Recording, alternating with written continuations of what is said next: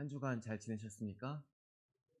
봄이 이제 와서 꽃이 많이 폈습니다. 어제 이제 비가 많이 왔는데 꽃이 어떻게 되는지는 잘 모르겠네요. 오늘은 이제 우리 지훈 형제님이 말씀을 봉독해 주셨고, 우리 그리고 변홍준 형제님이 아, 기도를 섬겨 주셨습니다. 사실 이렇게 앞에 나와서 기도하고 말씀 봉독하는 것이 부담이 되는 일이에요. 그런데 이제 우리 성수연부 친구들이 이렇게 함께 이 일들을 함께 섬기면서 예배에 참여할 때 참 개인적으로는 감사한 마음도 있고 기쁜 마음이 더 커지는 것 같아요. 지금 이 자리는 없지만 예배엔 잘 안 나오면서 맡은 자리가 있으면 꼭 나오는 준현이 같은 친구도 있고, 좀 개인적으로는 감사한 마음이 많이 있습니다. 근데 우리가 이렇게 함께 이렇게 교회에서 예배를 나누는 섬기는 일을 나눠서 하는데, 우리 기도 같은 경우는 앞에 이제 어떤 분이 섬기는지 PPT에 나오거든요. 근데 기도하는 분이 앞에 나올 때 뭐라고 나오는지 보신 적 있나요? 오늘 같은 경우는 이제 변홍준 형제님이시니까 뭐라고 나오냐면 변홍준 형제님이라고 나옵니다. 우리가 형제님, 자매님 교회에서 그러잖아요. 혹시 왜 그러는지 아시는 분 계신가요? 다 아시는데 그냥 빠른 진행을 위해 스킵하시는 거죠? 우리가 같은 하나님 아버지를 모시기 때문에 이 안에서 우리 형제 자매인 거예요. 물론 이제 족보가 꼬일까 걱정하지 마시고 천국에 가면 그런 게 별로 중요하지 않아지기 때문에 우리가 하나님 안에서 다 형제요 자매인 거예요. 이 이야기로 오늘 이제 설교를 시작하려고 하는데, 잠깐 이것을 기억하시는 것을 머리 한편에 넣어두시고 오늘 본문으로 들어가 봤으면 좋겠어요. 자, 오늘 본문은 어떤 내용인가요? 예수님의 마지막 십자가 사건을 기록하고 묘사하고 있는 장면이죠. 오늘 보면 바로 앞에 16절을 보면 이렇게 나와 있어요. 이에 예수를 십자가에 못 박도록 그들에게 넘겨줍니다. 이제 본격적으로 예수님께서 십자가에 못 박히시는 장면이 되겠습니다. 그래서 이제 이 장면이 4개 복음서에 당연히 다 나오겠죠. 근데 이제 그 다른 복음서랑 이제 오늘 본문을 좀 비교하면서 볼 거예요. 먼저 오늘 본문에 17절을 보면은 무슨 내용이 나오냐? 그들이 예수를 맡으면 예수께서 자기의 십자가를 지시고 해골이라 하는 곳에 나가시니, 예수님께서 십자가를 지시고 이 골고다 언덕에 오르는 장면이 나와요. 근데 이제 다른 복음서들을 보면은 이 이야기에 빠지지 않고 등장하는 사람이 있습니다.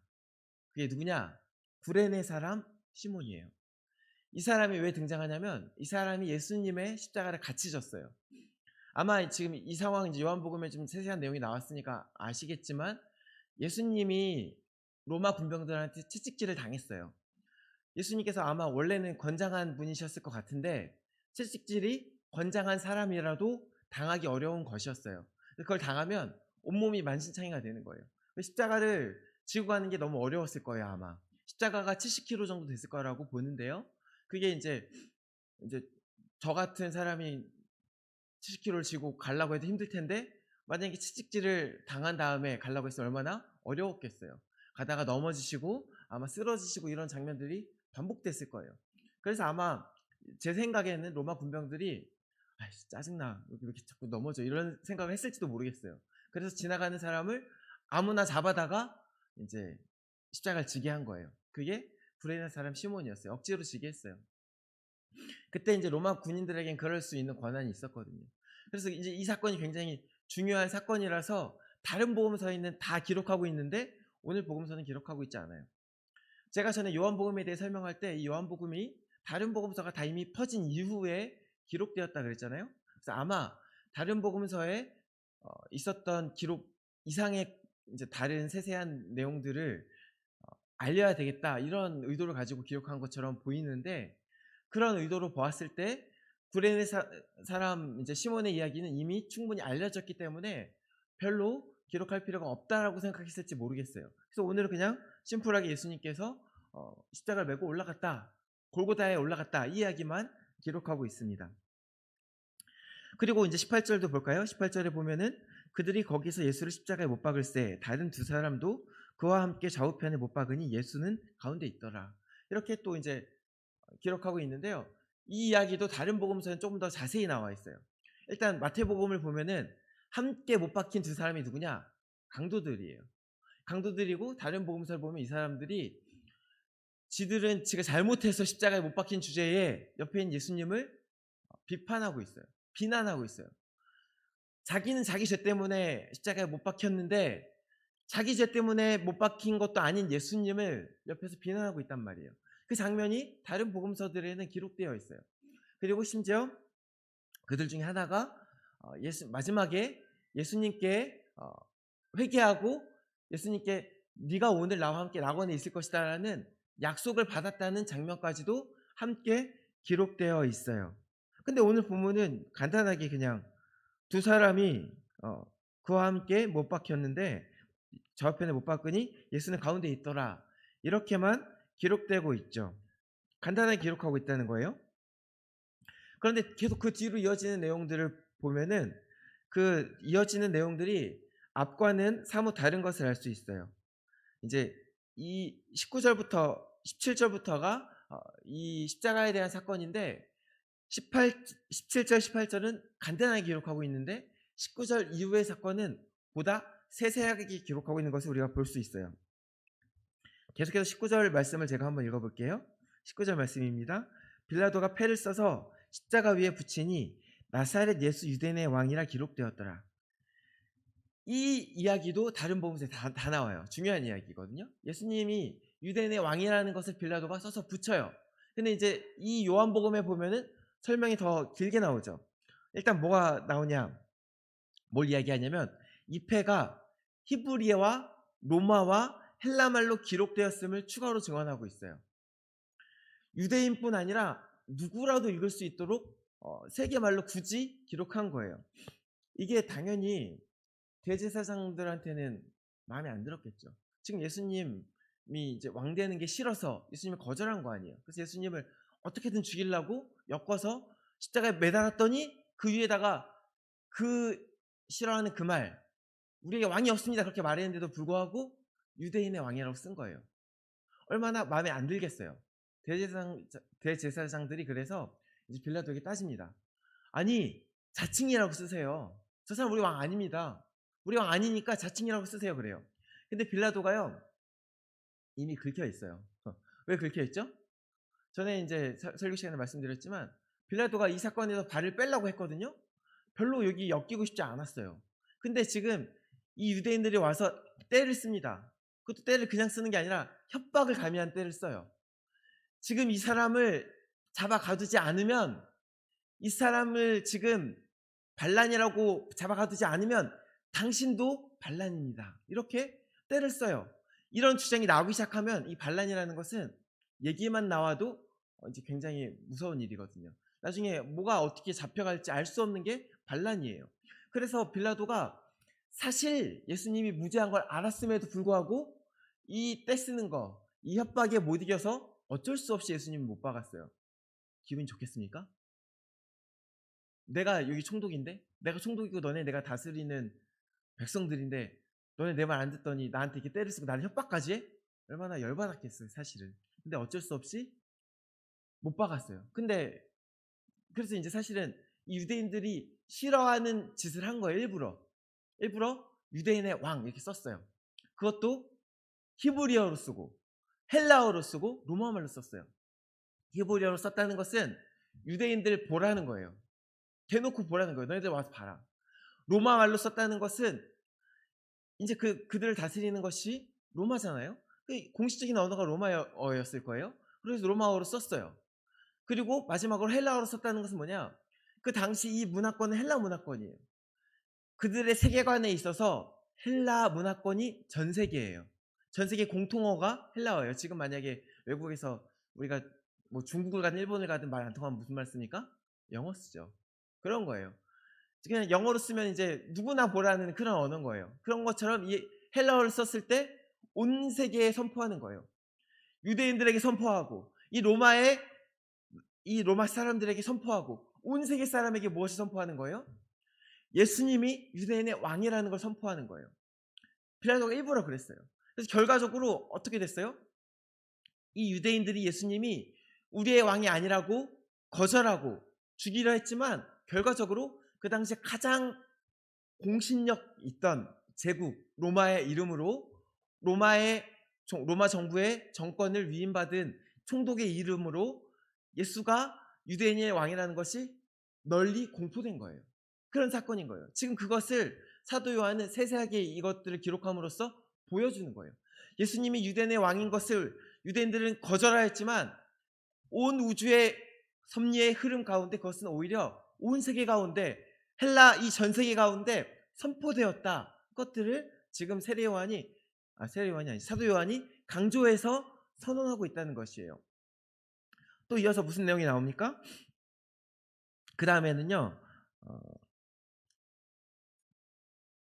이제 23절입니다. 군인들이 예수를 십자가에 못 박고 그의 옷을 취하여 네 깃에 나눠 각각 한 개씩 얻고 속옷도 취하니 이 속옷은 호지 아니하고 위에서부터 통으로 짠 것이라. 이렇게 해서 이제 군인들이 예수님의 옷을 나눠 가지는 장면이 나와요. 이 사건도요. 다른 복음서에 다 나옵니다. 다 나오는데 보통 한 절로만 나옵니다. 뭐라고 나오냐? 예수의 옷을 제비 뽑고 나눠 가졌더라. 뭐 이런 식으로 이제 언급이 될 뿐입니다. 근데 오늘 더 자세하게 기록되고 있어요. 일단 봐봐요. 제비 뽑아 가졌으면 제비 뽑아 가진 것이지 또 나눠 가진 건 또 뭐란 말입니까? 이 두 가지가 이제 그냥 한 문장으로 들어가 있는데 구체적으로 설명해 주고 있어요. 일단 겉옷을 찢어서 나눠 가졌어요. 왜냐하면 그 당시에는 이 옷감 자체가 귀한 거였거든요. 그래서 뭐 이제 옷을 통으로 이 겉옷은 이제 밖에서 이불로도 쓰고 항상 입고 다니는 그런 옷인데 이거는 이제 한 번에 짤 수가 없었어요. 그래서 이제 이런저런 옷감들을 기어서 만들었을 건데 그 옷감 자체가 귀했기 때문에 그 옷감을 나눠 가지면 그 옷감 자체가 돈이 되는 거였어요. 그래서 나눠 가졌어요. 찢어가지고. 근데 이제 오늘 본문에 나온 것처럼 속옷은 뭐였어요? 하나 통으로 짠 거예요. 그래서 이거는 찢으면 그 가치가 금전적인 가치가 떨어져요. 그러니까 합의를 봅니다. 이거는 찢으면 아까우니까 우리 제비 뽑아서 나눠 가지자. 그래서 이제 제비를 뽑아서 나눠 가집니다. 그리고 나서 사도 요한은 무슨 말씀을 덧붙입니까? 성경의 말씀이 이렇게 응하여졌다. 그래서 사도 요한은 지금 무엇을 말씀하고 있는 거예요? 구약에 있는 하나님의 말씀이 하나님의 예언이 이렇게 성취되었다는 것을 이렇게 세세하게 기록하면서 더 강조하고 있는 거예요. 자 보세요. 맨 처음에 이제 예수님의 사건을 기록하면서 같은 사건을 기록하면서 앞에 있는 두 절은 간단하게 축소해서 기록했어요. 근데 이제 이 두 개의 사건, 하나는 예수님의 옷을 취한 사건, 또 하나는 예수님 머리 위에 그 패를 붙인 사건은 좀 더 세세하게 기록하면서 더 하고 싶은 이야기들을 더 강조해서 이야기했단 말이에요. 지금 이 사도 요한의 이 어떤 의도가 느껴지십니까? 그러면 이제 이런 의도 아래서 이런 흐름 아래서 그 다음 말씀을 봅시다. 그 다음 말씀이 뭐냐? 25절부터 27절이에요. 여기는 무슨 사건이냐? 예수님의 어머니 마리아를 예수님께서 그의 사랑하는 제자 사도 요한에게 부탁하는 장면이에요. 근데 이 장면은요. 다른 복음서 어디에도 없어요. 여기에만 나와요. 봐봐요. 지금 이제 사도 요한이 다른 복음서에 기록되지 않은 것들을 더 기록하면서 어떤 더 강조점들을 드러냈다는 것을 아시겠죠? 그럼 이 사건은 심지어 다른 복음서에 아예 안 나오는 거야.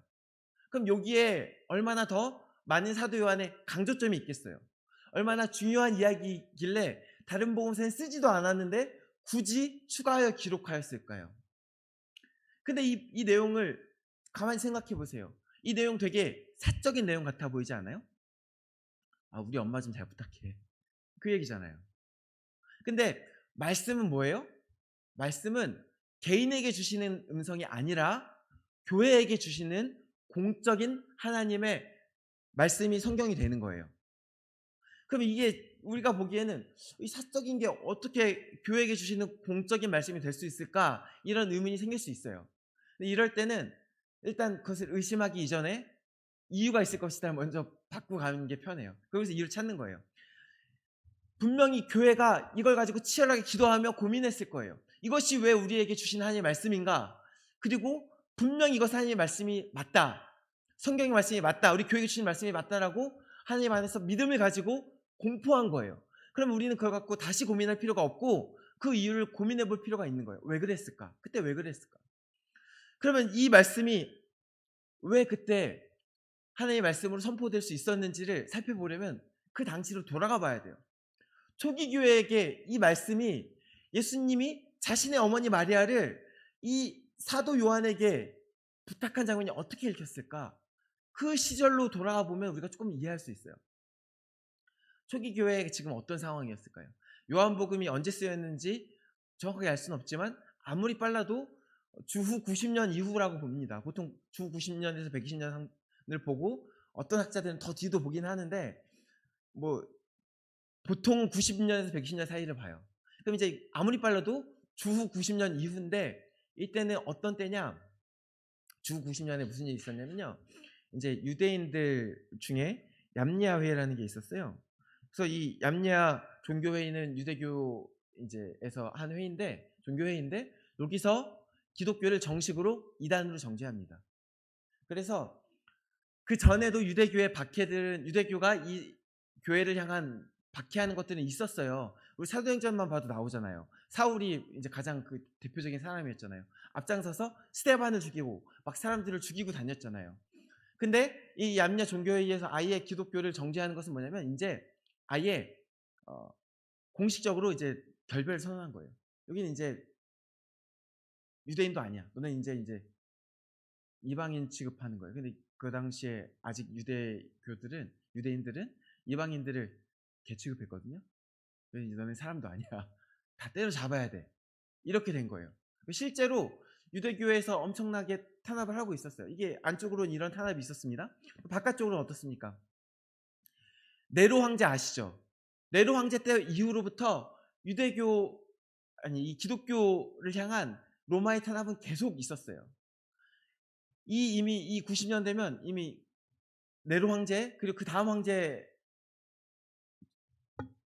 제가 이름을 어디 기록해 놨는데 제가 마음대로 달리다 보니까 네.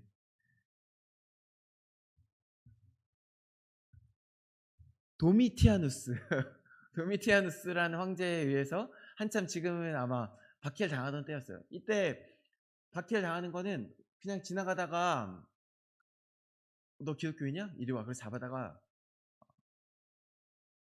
그냥 이제 어떤 처형장에 데려가서 죽이는 것도 아니고 그냥 이제 도시 한가운데 십자가에 세워놓고 불태우고 뭐 이런 일들이 비일비재했대요. 그래서 오늘 내 옆에 있던 사람이 당장 내일 옆에 없을 수도 있는 상황인 거예요. 이 예수님의 십자가 사건이요. 이 사람들한테 남의 얘기가 아니었어요.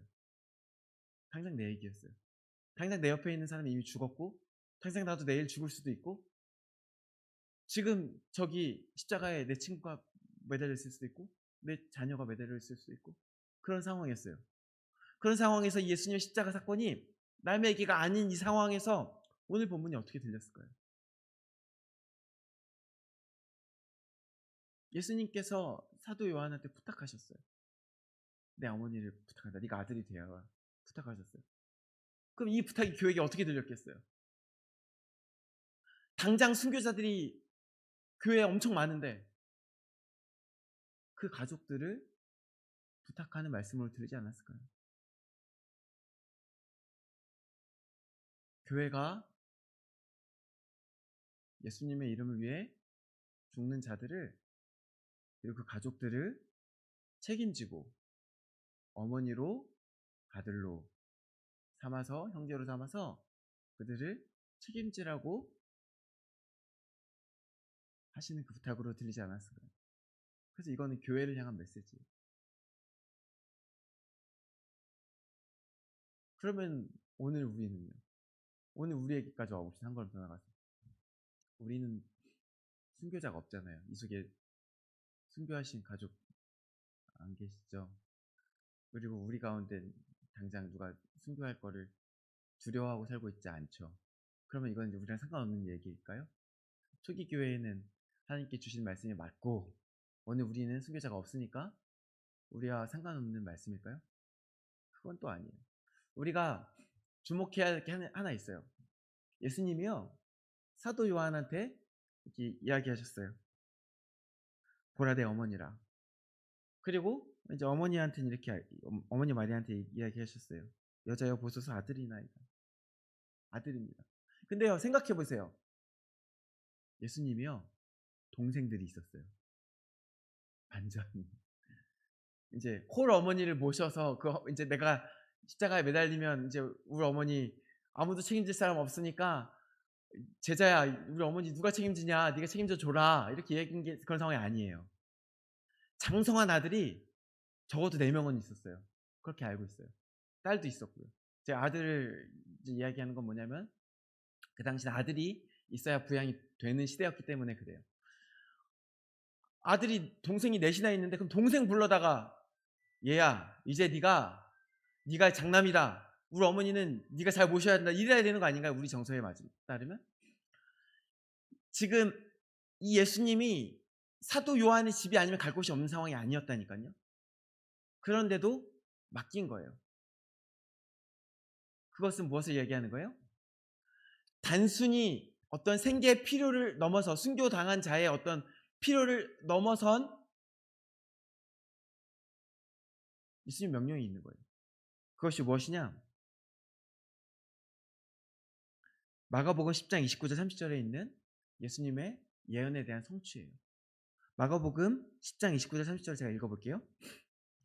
예수께서 이르시되 내가 진실로 너에게 이르노니 나와 복음을 위하여 집이나 형제나 자매나 어머니나 아버지나 자식이나 전토를 벌인 자는 현세에 있어 집과 형제와 자매와 어머니와 자식과 전토를 100배나 받되 박해를 겸하여 받고 내세의 영생을 받지 못할 자가 없느니라. 예수님께서 이렇게 약속하셨어요. 이 말씀 좀 이상하지 않아요? 밭은 100배 받는 거 별로 어렵지 않아요.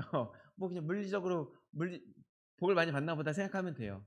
뭐 집이 100채 있을 수 있죠. 근데 형제가 100명이 된다고요? 한 명의 형제를 잃으면 그 형제가 100명이 되는 건가요? 뭐 이것까지도 이해할 수 있어요. 자녀도 뭐 100명이 될 수 있어요. 근데 어머니가 100배가 된다고요? 이게 가능한 일입니까? 이 말씀은 사실은 약속인데 나를 위하여 목숨을 바치는, 나를 위하여 뭔가를 바치는 자들에 대한 예수님의 약속인데 무엇을 약속하는 거냐? 단순히 물질적인 복을 주시겠다고 약속하는 게 아니라 교회를 주시겠다고 약속하시는 거예요. 교회를 통해서 그 교회 안에 있는 뭐 땅도 100배가 될 수도 있고, 그러나 더 중요한 것은 형제와 자매와 자녀들, 어머니가 100배가 되는 거예요. 근데 여기서 우리가 주목할 것 중에 하나는 뭐가 있냐면 아버지는 안 나와요. 버리는 것에 아버지는 나오는데 우리가 받는 것에 아버지는 안 나와요. 왜 아버지는 100배를 못 받냐? 아버지는 이 교회에서 아버지는 하늘 아버지 한 분뿐이시기 때문에 그래요. 아버지는 100배로 받을 필요가 없어요. 근데 아버지를 드려도 우리가 다른 지체들을, 가족들을 100배로 받는 거예요. 이 약속이 성취되는 첫 번째 사건이 이 사건인 거예요. 예수님께서 돌아가셔요. 예수님이 돌아가신 이 사건이 예수님 개인적으로 봤을 때는, 이 어머니 마리아의 개인적인 사건으로 봤을 때는 자신의 아들을 드리는 사건이에요. 그 개인의 신앙에서는 그녀의 그리스도 예수이기도 하지만 동시에 그의 아들이에요. 그 아들을 하나님의 나라를 위해서 바칠 때 예수님께서 이제 그 약속을 성취하기 시작하는 거예요. 아들이 있어요. 가서 다른 아들 집에 가서 살면 돼요. 그러나 사도 요한을 그의 아들로 삼아주시면서 이제 모든 교회를 그의 아들로 삼아주시는 거예요. 사실 그래서 이제 어머니 마리아는 수많은 자들의 어머니가 되었죠. 그 약속이 성취되는 거예요. 그래서 그 약속이요, 초기 교회에도 동일한 거고 오늘 우리에게도 동일한 거예요. 근데 이제 조금 그 깊이는 다를 수 있어요. 초기 교회는 실제로 순교당한 자들이 있잖아요. 그들에게 하나님께서 이렇게 채워주실 것을 말씀하시면서 교회에게 하시는 부탁의 말씀인 거예요. 특별히 순교당한 자들의 가족들을 너희가 함께 품어라. 어머니로, 자녀로, 형제로 품어라. 이렇게 이야기하는 것이고, 오늘 우리에게 와서는 그 순교에 대한 얘기가 좀 빠진다 할지라도, 박해에 대한 얘기가 빠진다 할지라도 그 본질적인 것은 그대로예요. 예수 그리스도를 위해서 내 자신의 것을 무엇이라도 포기한 자는 교회를 얻게 되는 거예요. 교회를 얻게 되는데 교회 가운데 우리가 한 형제를 얻게 되는 거예요. 여기 있는 한 사람 한 사람이 형제 자매가 되는 거예요. 나이 차이가 많이 나든 적게 나든 한 형제 자매가 되는 거예요. 그래서 한 식구가 된다는 건 뭡니까? 실제로 그 사람의 필요에 관심을 가지고, 단순히 아침에 이제 만났어.